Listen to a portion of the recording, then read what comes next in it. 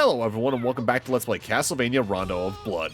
In the last part, we finished off the Stage 4s as well as main Stage 5, defeating Death in the process, technically gaining access towards Endgame. But like I mentioned last time, alternate Stage 5 does exist, but you can't access it until after you've beaten the game. We're opening the part by defeating Camilla because this footage is actually the last footage I recorded for the LP, so we can show off alternate Stage 5 Shudder with Maria. Worth noting, this stage was actively changed up a very good bit in the remake. For one thing, access to it was actually only blockaded by Death himself. You didn't need to beat the game before accessing the stage. For another thing, they actively changed its level design to both incorporate elements of this version of the stage, as well as alternate Stage 5 from Dracula X on Super Nintendo. This stage is also a little bit weird in that it actively doesn't have a boss fight. The end of the stage is just going to be a door we enter, and we're immediately in Stage 6.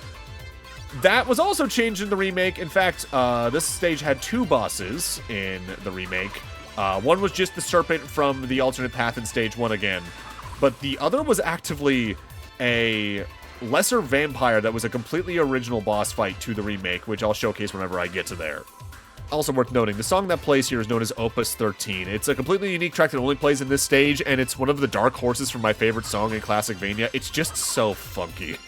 Dracula X Chronicles replaced this song with a different, completely unique track called Red Dawn, I believe, which I like less, but it's still a really good song.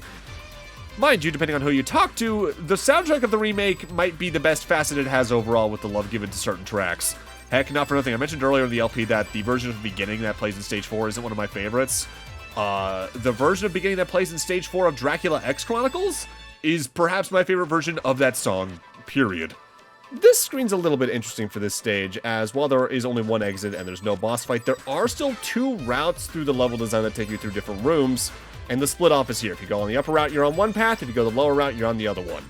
And while up to now I've alternated between the characters while showcasing both routes, this stage and the next stage are one I'm only going to be playing as Maria in for a couple of scattered reasons. Her double jump is mostly it for her mobility's sake, but not for nothing, Richter's attacks are actually pretty useful in this top route for their range. In the meanwhile, as we venture through this stage, might as well note some more voice actors, as we saw Dracula and Annette in the cutscene at the end of last part, let alone Shaft the Dark Priest alerting Dracula were in town. Starting off with Dracula, he was voiced in the PC engine released by Hiroya Ishimaru, who's been the voice of Koji Kabuto from Mazinger Z since the 1972 anime adaptation. He's also voiced Ultraman Taro, Hot Rod, and Rodimus in the Japanese dub of the original Transformers cartoon, as well as its Japan-only follow-ups. Casey Jones in the Japanese dub of the original TMNT cartoon, Duran in Ys 4 Dawn of Ys, Edge in Final Fantasy IV 3D, and is also the official dub-over actor for Jackie Chan. He's also the Earth and Heart Shifu in the Live Alive remake. Meanwhile, in Dracula X Chronicles, Dracula is voiced in English by Patrick Seitz and in Japanese by Norio Wakamoto. Patrick Seitz is famous for playing Frankie in One Piece, Kenpachi sometimes in Bleach, Galion in Mayor, Frederick in Eternal Sonata, Grimmer in Monster, Ragna in BlazBlue, Gamaguri in Kill la Kill, Scorpion since Mortal Kombat 9 or versus DC Universe, I forget which, Dio in JoJo, Jiren in Dragon Ball Super, Hector in Fire Emblem, Mueller in Trails, and has been the voice of Dogi in Eid since Oath and Felghana, I believe, alongside many other roles. Hell, Death doesn't get speaking lines in cutscenes, but he has the voice barks in combat. He's also voiced by Patrick Seitz, both here in Rondo of Blood's English dub, as well as in Symphony of the Night's redub found in this collection. Norio Wakamoto, on the other hand, is famous for voicing all forms of Cell from Dragon Ball, dubbing over Shredder for the first live-action TMNT film, was Darm in the Ys 2 OVA, Vicious in Cowboy Bebop, Whole Horse in the 90s Stardust Crusaders OVAs, Duragan C. Mikado in The Bouncer, High Max in Mega Man X6, Black Shadow in the F-Zero anime, Xemnas in the Kingdom Hearts series, Rubicante in FF4 3D, Chaos in Dissidia, and has been the voice of M. Bison in Japanese since Capcom vs. SNK Millennium Fight at the turn of the millennium. Annette, on the other hand, was voiced in the PC engine released by Atsuko Honda, who seemingly only ever did voice work this once, as far as I can find at least. In Dracula X Chronicles, though, she's voiced in English by Jessica Strauss and in Japanese by Sayaka Ohara. The former is well known for playing Blue in Wolf's Rain, Pi in Dot Hack GU, Cruce in Artanelico, Lafice, and Pamela in the Klonoa Wii remake, Jury since her first appearance in Street Fighter IV, Muse in Tales of Xillia and its sequel, and Irina Reinford in the Trails of Cold Steel arc. Sayaka Ohara, on the other hand, has been doing voice work since the 80s and has played characters like Lucille of the Chocobo Knights in Final Fantasy X, Ichigo's mom in Bleach, Aki in Ep.5 3, Griselda in Odin Sphere, Margaret since Persona 4, Erza in Fairy Tail, Cecile in Trails, Livia Alayla and a couple of other characters from Final Fantasy XIV, Iris Vale from Fate, Mercy in Overwatch, and also apparently Urutori in Utaware Mono. but I've yet to play any of those, but I plan to eventually. I feel like I'll wait until after Trails is like done, because that's another real big investment RPG series, but I'll do it. And no, I'm not like some people who say I'll get to it eventually and then just maybe never do so. When I say that, I actively mean it, considering I said that about Trails, but I had to finish platinuming every Yakuza game until the RPG shift happens. Now that I'm up to date on Trails, barring the Ease fighting crossover game, because I'm waiting for my copy still to come in on that, I did Dark Souls, I've done a couple of other game series since. It's just a factor of, do I have anything else queued up before I get to the big thing? Because I'll do the smaller projects first, but those will take nowhere near as long. So the top route in this stage, as we saw, focused largely on combat with the Axe Knights and all that. The bottom route is pretty much entirely platforming on moving platforms. I've done that route as Richter, but it ain't easy. For now, it's time for Stage 6, which we're also only tackling as Maria.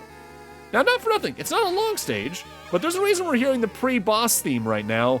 This stage is nothing but boss fights, and I can do it as Richter, I've done it as Richter, but just as a comparison, I've played this game maybe 25 to 30 times since I first played it.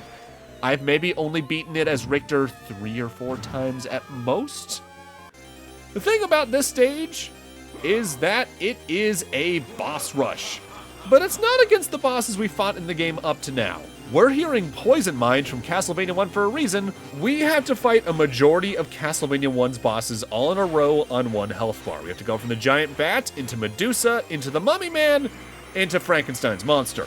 And even then, that's not all we have to do here, but there is a checkpoint at least after that marathon of 4. The reason I have trouble beating the stage as Richter despite his higher health totals largely comes down to his larger scale on top of just how many fights you have to do in a row here means every mistake is more costly, and I make a lot of mistakes usually, especially by the time we reach the Mummy Man fight. I can decently consistently make it to the Frankenstein's monster fight, but that's usually where I get walled off on just due to one attack or another. Going down the list in order, the Giant Bat will swoop back and forth, occasionally drilling down into the ground and firing a projectile as well. The Medusa roams the floor back and forth, usually getting knocked back upon taking damage. She can shoot an I-beam that'll petrify you if it hits you, but you can duck under it, do a short hop in the air that leads to a tail whips forwards. She also has a longer jump, I think, that just goes about halfway across the room.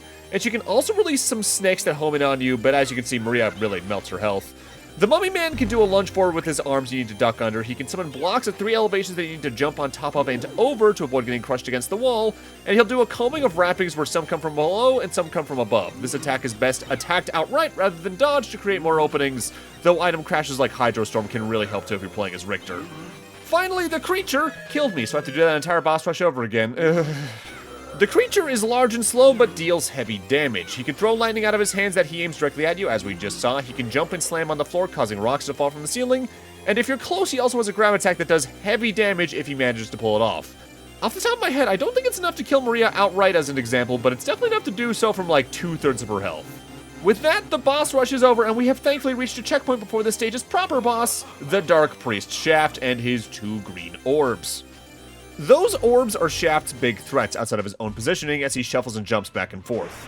The orbs can rotate around him like Mega Man shields, presenting a larger physical threat with his movement. He can have them wave about the top third or so of the screen, generally trying to aim for you to shoot lightning downwards at you. Constantly moving, especially if Maria's slides, can really help dodge that. And the final main attack he has is that he'll generate fire around the orbs and have them try to home in on you directly. But you can at least knock those back with physical attacks. With that said, he does do a healthy amount of damage, but because him showing up represents a checkpoint, he's more or less a victory lap after the boss rush when it comes to at least a resource angle. It's much easier to die to him and then go back to fight him directly with full resources than it is to do the entire boss rush in one go. Like I said, I've played this game several times, only beaten this stage a handful of times with Richter. I think I've only beaten all 5 bosses in a row a handful of times as well. I usually either die to Shaft outright, or intentionally take a death if I'm at basically 0 health just to have an easier time with him and not have to worry about the stress of not taking a single hit. Along the way, worth noting Shaft's voice actors. Notably, he's the only character with a main voice who has no credited voice actor in the PC Engine release. There are notably some VAs credited as just voice staff and no character attached, who presumably recorded bark lines and grunts for bosses and the like, so presumably his few lines are one of them who we'll go over later. In Dracula X Chronicles, though, he's voiced in English here by Tony Oliver, and in Japanese by Dai Matsumoto. The former is also known for being the voice of Rick Hunter in Robotech, Lupin III in many of the more recent dubbings of the movies and shows, alongside Saba in Mighty Morphin Power Rangers, Lancer in Fate Stay Night, Ulquiorra in Bleach, and Minato in Naruto. Dai Matsumoto, on the other hand, to select a few roles, was Andre and Karumela Konomi in G Gundam, Misaki in Beastman.exe in the Battle Network anime, the Destroyer Dom in SD Gundam Force, Halloween in Mayor, was the Japanese voice for Arbiter in Halos 2 and 3, was number 48 in Full Metal Alchemist Brotherhood, and is Fuga in Fire Emblem. At this point, we finally reached Stage 7. Just to note that Shaft's pinch attack is that the two orbs will spiral around each other and then just fall to the floor. If you're anywhere far away from them, you're completely safe. This stage starts off with a pretty similar section to certain other Castlevanias, namely Castlevania 1 and 3, in that we got a crumbling bridge segment. Maria can kind of just slide past all of this, but as Richter, you gotta do the slow walk around, and you can attack the giant bats along the way to potentially take things out more quickly, and I think one of those candles there is actually a crucifix to save you, but I always just try to avoid it as best I can. If you take a lot of damage along the way, there is a health pickup pretty close by, but sadly, it's not here. That's a heart. You do need to be careful as you're climbing this room, as there are going to be skulls popping out of the water, but if you place Richter just right, you can just jump from stairway to stairway as it is, avoiding some of the stuff. This is largely our clock tower for the game. With that said, compared to some other clock towers in the series, it's pretty straightforward, I think is the way I should phrase this. Because several other clock towers in the series very much lean heavily on the clockwork aesthetic and mechanic set, where you have to walk on gears and all that, they're moving back and forth.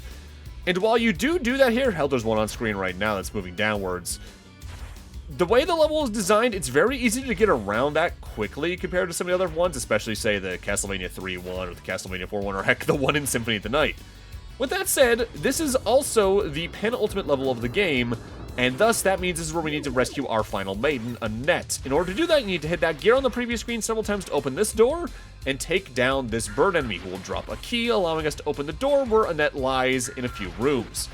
Plus, depending on your health totals, especially if you took a lot of damage in the first room of the stage, this is where the first healing item of the stage is, in the egg on the bird's nest. While we make our way there, let's note that other voice cast I mentioned earlier that likely just did barks and enemy grunts for bosses and the like. Credited are Ryoichi, AKT, NOR, Saoshirao, Babbitt K, Sanopi, and OPA. We know the active identities of AKT, NOR, and Sanopi, namely Hideyuki Akutsu, Noritada Matsukawa, and Tomoko Sano, respectively. Now, we actively haven't heard about the first two of those names, but the third of those names, Tomoko Sano, we've already talked about. Notably, she was also on the game's sound team.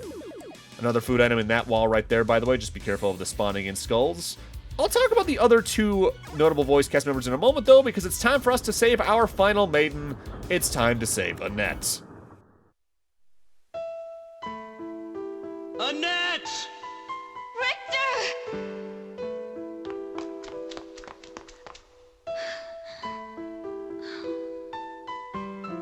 You aren't hurt?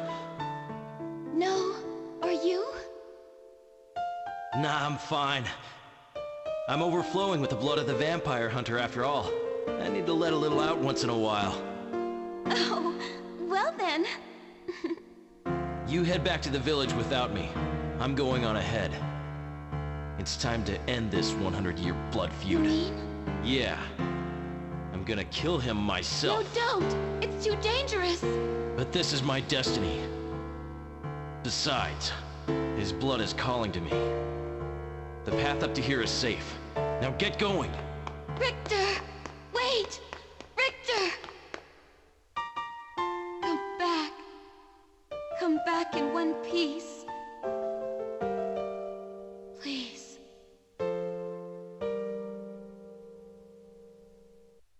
And now, time to rescue her as Maria, just to showcase the alternate scene. Annette! Oh! Maria!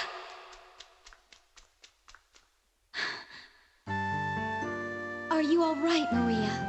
Yeah, I'm just fine because I have the same vampire hunter's blood flowing in me as that man Richter. I think he's fighting someplace else right now. Richter's coming. Oh my, looks like you hoped it wouldn't be me who came to save Oh you. no, that's not what I meant. Thank you very much, Maria. Come on, let's go home. Not yet. There's still something I have to do. You go back without me. I'm gonna beat that vampire to a bloody pulp. See you! Maria! For heaven's sake, she can be as reckless as Richter. If it wasn't clear by the tone in the Richter and Annette scene, by the way, the two actively are an item and were before all this went down. But it's also the scene where they directly confirm that Maria is actively a relative of the Belmont clan. Not a direct family member, but closely related enough that's why she's able to do all the cool shit she can do. Also, it's a pretty quick and short song, but the song that played in the Richter and Annette cutscene that's like a piano rendition of Vampire Killer is one of my favorite renditions of that song, as short as it is ultimately.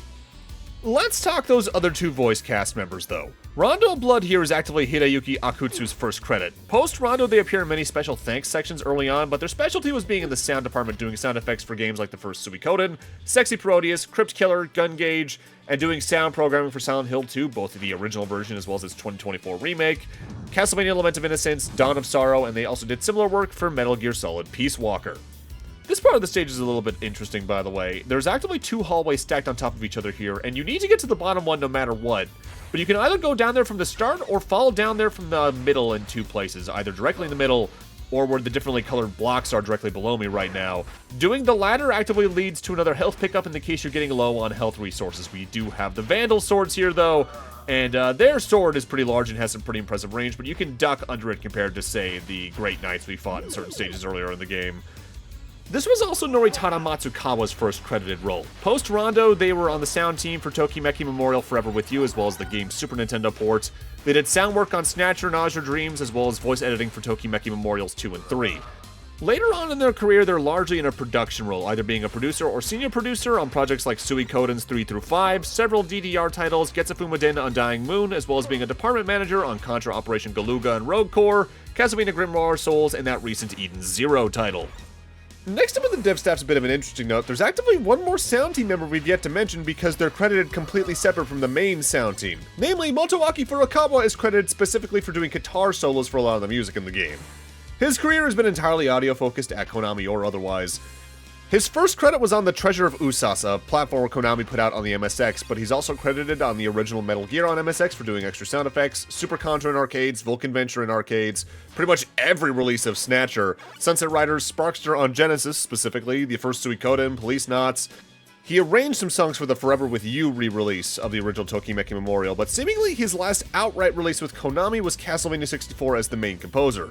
He still pops in here and again, though, namely doing support on Thunder Force 6 for the PS2, did some music composition for Death Smiles 2 on the 360, and most recently did composition for Blazing Chrome. After him, we have the visuals team. Credited are three people, most of whom we've already mentioned. Namely, we have Akira Soji, Tomoko Sano, and Kazuhito Imai. Akira Soji and Tomoko Sano were both on the sound team, and the latter of them was also in the extended voice cast, so Kazuhito Imai is who we're going to focus on. His first credit was doing sound work for the arcade release of Bucky O'Hare, later doing sound effects for Lethal Enforcers before working on Rondo of Blood here. Post-Rondo, he largely worked in audio, namely doing a lot of sound design and mixing on projects like the Sega CD release of Snatcher, the original Powerful Pro Yaku game on PS1, Suikoden's 1 through 4, Vandal Hearts, Crypt Killer, Symphony of the Night, several DDR titles, Lament of Innocence, and both Rumble Roses and Rumble Roses XX. He's also in the special thanks sections for both Metal Gear Solid 3 3DS, alongside its recent Delta remake, but his most recent active credit was working on vocals and some chorus segments for Soul Hackers 2 back in 2022. And it's time for the classic rendition of a clock tower moment in the series dating back to Castlevania 1. We gotta get on these pendulums and jump across.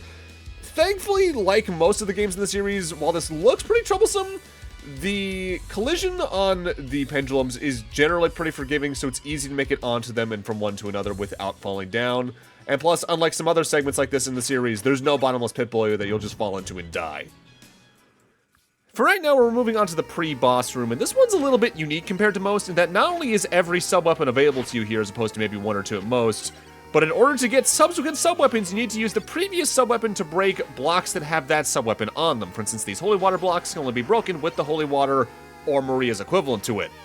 You can go a lot of different ways with your sub-weapon use in this upcoming boss fight. I would recommend the axe, holy water for Hydro Storm, or the cross boomerang in general, but it really just will be your mileage may vary type deal depending on your playstyle. The boss of Stage 7 can be very threatening in terms of their attack ranges and damage, but they're also a very silly boss fight in terms of the concept of what they are, especially given a very similar fight in Symphony of the Night and what that would imply that to be technically. That's Shaft's cloak floating down right now, because the boss of Stage 7 is Shaft's ghost. The ghost is going to be floating about the arena left and right, usually bouncing to the other side after you damage them, and either summon bats to try and just home in on you. He can summon the corpse of the Wyvern boss from stage 1 to either do the fire breath attack at you that'll spread across the arena or dive directly at you and grab you. Or he can summon the corpse of the behemoth enemy from main stage 2, the one that stalked us around the time we had to get the key to free Maria, to charge across the bottom of the screen like so. You just gotta jump over that guy with the right timing, easier to do as Maria, of course. I think the backflip technically makes it easier to do as Richter, but your mileage may vary, I suppose.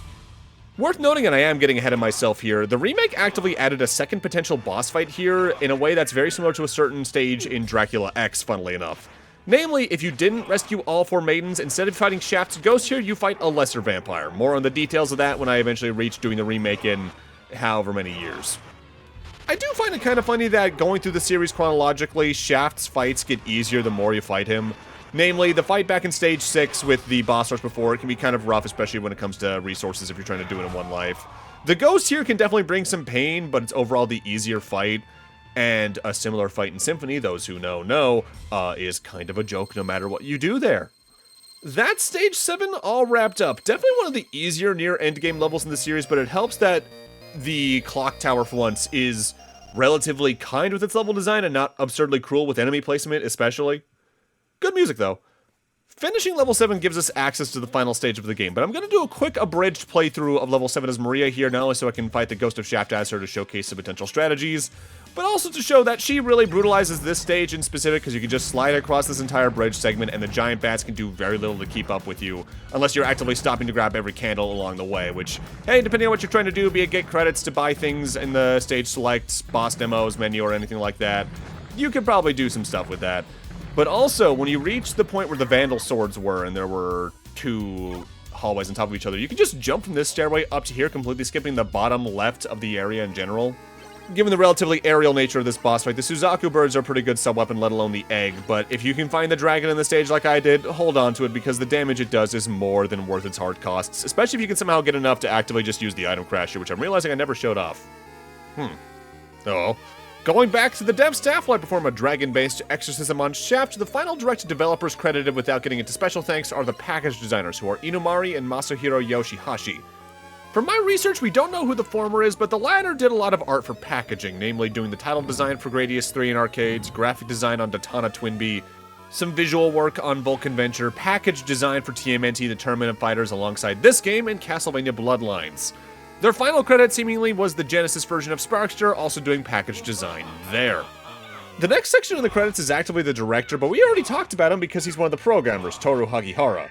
So the next major section is the special thanks section, which is quite lengthy for this particular entry. Just to grab a few select names to talk about for the moment since we only have so much time left in the part, Taiko Hayasaka was a PR rep and advertiser at Konami for a good stretch in the 90s. Koji Igarashi himself is listed in the special thanks, only foreshadowing his role in the series moving forward, since if memory serves, at this point in time he was largely working on the first Tokimeki Memorial, and R. Goto is only on this game as well as being a map creator for Dragon View on the Super Nintendo the following year. That's the Ghost of Shaft taken care of, though. Hopefully he doesn't come back as a ghost of a ghost. That totally won't happen, right?